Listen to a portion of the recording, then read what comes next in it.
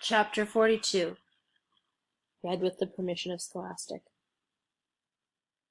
Zero became strong enough to help dig the hole. When he finished, it was over 6 feet deep. He filled the bottom with rocks to help separate the water from the dirt. He was still the best hole digger around. "That's the last hole I will ever dig," he declared, throwing down the shovel. Stanley smiled. He wished it was true, but he knew they had no choice but to eventually return to Camp Green Lake. They couldn't live on onions forever. They had been completely around Big Thumb. It was like a giant sundial. They followed the shade. They were able to see out in all directions. There was no place to go. The mountain was surrounded by desert. Zero stared at Big Thumb. "It must have a hole in it," he said, "filled with water." "You think?" "Where else could the water be coming from?" Zero asked. "Water doesn't run uphill." Stanley bit into an onion. It didn't burn his eyes or nose, and in fact, he no longer noticed a particularly strong taste. He remembered when he first carried Zero up the hill, how the air had smelled bitter. It was the smell of thousands of onions, growing and rotting and sprouting. Now, he didn't smell a thing. "How many onions do you think we've eaten?" he asked. Zero shrugged. "I don't even know how long we've been here." "I'd say about a week," said Stanley. "And we probably each eat about 20 onions a day, so that's 280 onions," said Zero. Stanley smiled. "I bet we really stink." 2 nights later, Stanley lay awake staring up at the star-filled sky. He was too happy to fall asleep.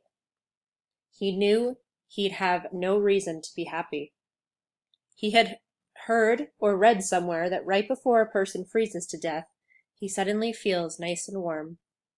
He wondered if perhaps he was experiencing something like that. It occurred to him that he couldn't remember the last time he felt happiness. It wasn't just being sent to Camp Green Lake that made his life miserable. Before that, he had been unhappy at school, where he had no friends, and bullies like Derek Doone picked on him. No one liked him, and the truth was, he didn't especially like himself. He liked himself now. He wondered if he was delirious.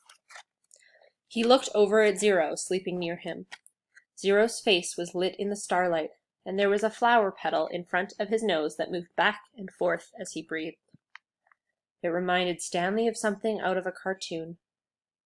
Zero breathed in, and the petal was drawn up almost touching his nose. Zero breathed out, and the petal moved toward his chin. It stayed on Zero's face for an amazingly long time before fluttering off to the side. Stanley considered placing it back in front of Zero's nose, but it wouldn't be the same. It seemed like Zero had lived at Camp Green Lake forever, but as Stanley thought about it now, he realized that Zero must have gotten there no more than a month or 2 before him. Zero was actually arrested a day later, but Stanley's trial kept getting delayed because of baseball. He remembered what Zero had said a few days before. If Zero had just kept those shoes, then neither of them would be here right now. As Stanley stared at the glittering night sky, he thought there was no place he would rather be. He was glad Zero put the shoes on the parked car. He was glad they fell from the overpass and hit him in the head. When the shoes first fell from the sky, he remembered thinking that destiny had struck him. Now he thought so again. It was more than a coincidence. It had to be destiny. Maybe they wouldn't have to return to Camp Green Lake, he thought. Maybe they could make it past the camp, then follow the dirt road back to civilization. They could fill the sack with onions, and the 3 jars with water. And he had his canteen as well. They could refill the jars and canteen at the camp, maybe sneak into the kitchen and get some food. He doubted any of the counselors would still be on guard. Everyone had to think they were dead. Buzzard food. It would mean living the rest of his life as a fugitive. The police would always be after him. At least, he could call his parents and tell them he was alive, but he couldn't go visit them in case the police were watching the apartment. Although, if everyone thought he were dead, they wouldn't bother to watch the apartment. He would have to somehow get a new identity. Now I'm really thinking crazy, he thought. He wondered if a crazy person wonders if he's crazy.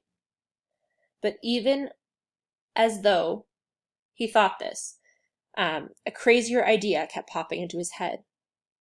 He knew it was too crazy to even consider. Still, if he was going to be a fugitive for the rest of his life, it would help to have some money. Perhaps a treasure chest full of money.